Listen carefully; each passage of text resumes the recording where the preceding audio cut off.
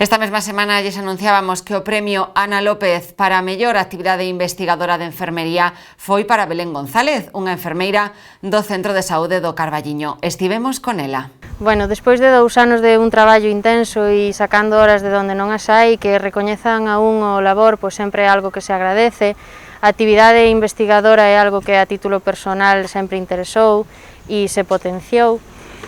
E bueno, é unha satisfacción personal moi importante que reconezcan o traballo e o esforzo que un desenvolve.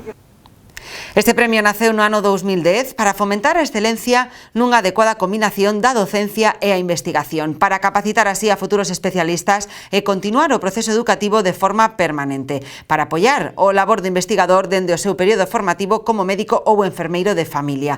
Cando se creou este premio únicamente se otorgaba a residentes de medicina, pero dende hai 2 anos tamén se premia aos residentes de enfermería. O ano pasado tamén recibiu o premio Ana López, unha enfermeira do Servizo do Carballiño, Miriam Cedrón. Aínda que durante a especialidade tivemos diversas rotacións que iban todas enfocadas a tratar todos aqueles aspectos que poideran formar parte dunha consulta de atención primaria. O premio Ana López é un premio que se recoñece aos residentes pola súa actividade investigadora durante os 2 anos de residencia, que incluye proxectos tales como proxectos de investigación, obradoiros, ponencias, cursos, talleres, etc. Valora un pouco todas aquelas actividades complementarias que se poden facer a maiores do que é a rotación en sí, os cursos e as gardas. A especialidade en sí é unha especialidade moi diversa que inclúe non só o que é o traballo no centro de saúde, sino que inclúe outro tipo de rotacións, como poden ser as urxencias hospitalarias, extrahospitalarias, cuidados paliativos, partos, pediatría, coa matrona, incluindo un pouco todo o que nos podemos atopar.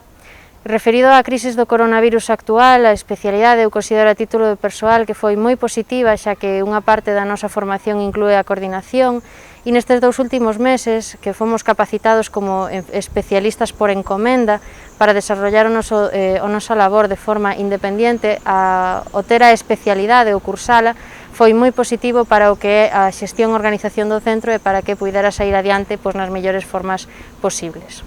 Belén González, a residente premiada deste ano, fixo a formación no Carballiño e ven de rematar a residencia, unha formación que se viu afectada polo inicio da pandemia. De feito, Belén González foi a responsable do estudo de seroprevalencia de COVID-19 realizado o pasado mes de abril.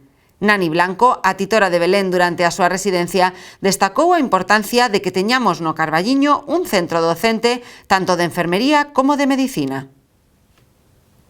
O que sí quero decir é que o Centro de Saúde do Carballiño é docente tanto para enfermería como para mí en familiar e comunitaria, como para médicos.